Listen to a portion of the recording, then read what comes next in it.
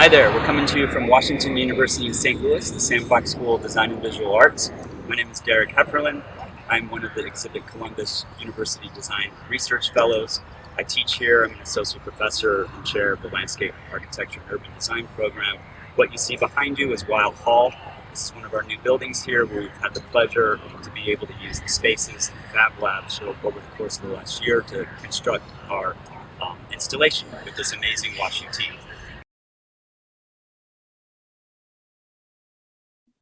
The goal of this short video is to highlight the collaborative process from my Tracing Our Mississippi installation over the course of the last year here at WashU. And no better way to do so than to hear directly from my amazing team of WashU students. So without further ado, I pass the mic off to them. Hi, my name is Nathan, and I'm a Sandbox Ambassador Scholar in the Graduate Architecture program here at WashU. I've worked with Derek for the past year as his research assistant and collaborated on the project this summer through my fellowship with the Divided City Initiative, through which I examined the effects of infrastructural and extractive interventions on native land and water. Early on in the project, we were deeply interested in translating these series of mappings into something spatial and interactive. And we determined the importance of emphasizing and critiquing the relentless infrastructures that control its landscapes and communities. In this rendering, you can start to understand the territorial scale that we're hoping to bring to something that is human scale and more interactive.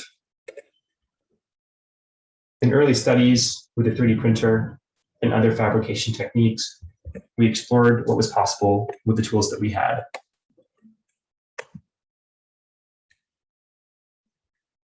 And ultimately, we determined to use the CNC mill for final production for the installation.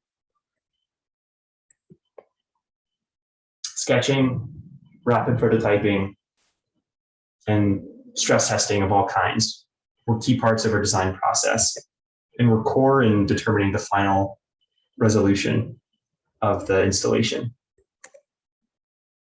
A key challenge of the project was translating two-dimensional information to something spatial and keeping it as accurate and compelling as possible. And we found that through digital and analog techniques, we were able to better juxtapose and understand the relationships between these layers of pipelines, reservations, historical tribal lands, and systems of power through dams, levees, and cities. In this last series of images, we make it to St. Louis from, we make it to Columbus from St. Louis. And this last image is from the public opening back in August.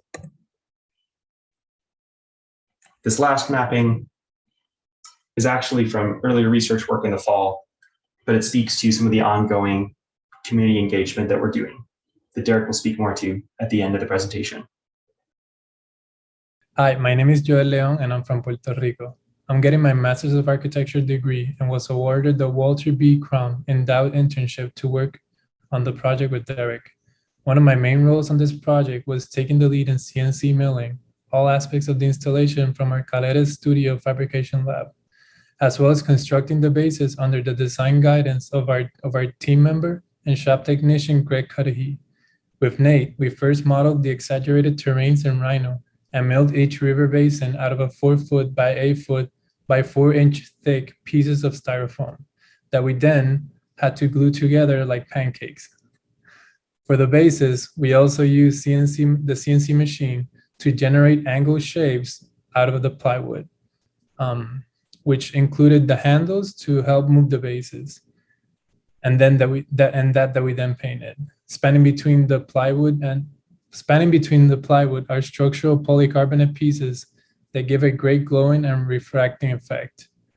We then added cool large red casters to the bottom of each basin since the installation needs to be mobile at the site in Columbus. Hello, I'm Qingshan Hu and I'm from China. I'm getting my Master of Architecture degree and was Derek's research assistant this past summer, funded by Derek's Sandbox School Creative Activity Research Grant. Like all of us, we work closely as a team and share responsibilities, such as me helping out Joel on the milling and putting the bases together. I also mainly focus on worked on coating the bases to make them both very wide and as weatherproof as possible. We apply several layers of drywall drawing compound and send it the coating many times. After they were coated, Nick took the lead on painting all of them gallery wide in tone. I also took the lead on making the red dams, which are laser cut out of 1/4-inch thick acrylic, including scoring the names on the dams, then spray painted red and glue into the rivers. Finally, we coated everything with a sealer to make it weatherproof, especially to protect the vinyl application of lines and names. Hi, I'm Huang. I'm from Guangdong, China. I'm getting a dual degree in Master of Landscape Architecture and Urban Design and work with Derek's team this past summer. I'm also his teaching assistant this fall for his landscape architecture studio and very interested in watershed stuff. My role was to help prepare the computer line work files for various layers of vinyl that were ultimately applied to the surfaces of the exaggerated topographies. I firstly organized them all out as separate layers in the computer modeling and scripting programs, Rhino and Grasshopper. We utilized a laser cutter to make crazy stencils that had to be taped together to attach to the bases. And that took a lot of time. We used a vinyl cutter to make all the line work at lettering, including oil pipelines, state, tribal reservation boundaries, former indigenous lands, and names of the places. Hi, my name is Lindsay Campo, and I'm from Cutoff, Louisiana, way down south in the Mississippi Delta in Lafourche Parish. I worked this past summer as one of Derek's research assistants, also funded by Derek's Sam Fox School Creative Activity Research Grant. This project means a lot to me since so much of what happens up and down the Mississippi River watershed has direct and oftentimes negative impacts on the Delta, and especially so where I come from since it was absolutely devastated by Hurricane Ida. With Nate and King-Sean, I spent my time both laboriously coating the bases and then translating the stencils and applying the multiple layers of vinyl across the basins. This included using the stencils, which were utilized to first mark the spots for the indigenous lands to be attached, as well as TV monitors to guide us with applying other vinyl layers.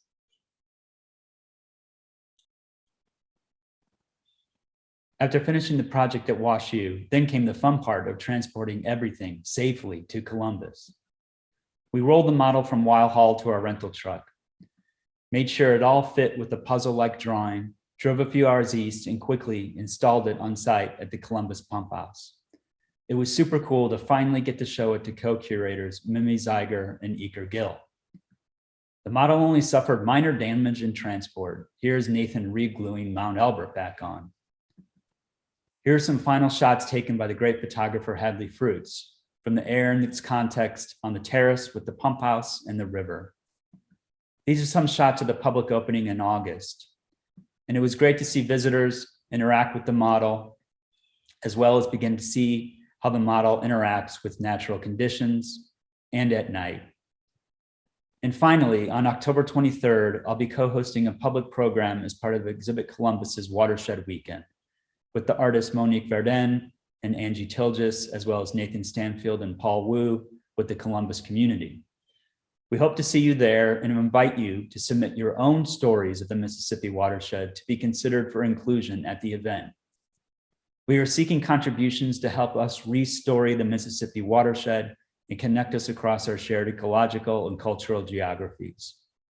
We will retrace the Mississippi watershed and together create a collectivism formed through the intimacy of our local story. Please see tracingourmississippi.com for more information on how and what to submit. Thank you. I'm a graduate student. Sorry, I just stopped myself. It's like a frog. My bad, it sounds horrible. Yeah, I'm okay. I'm clear, yeah. No, I just did a coffee and... Joe, were you tickling him? Why would I? I'm still recording.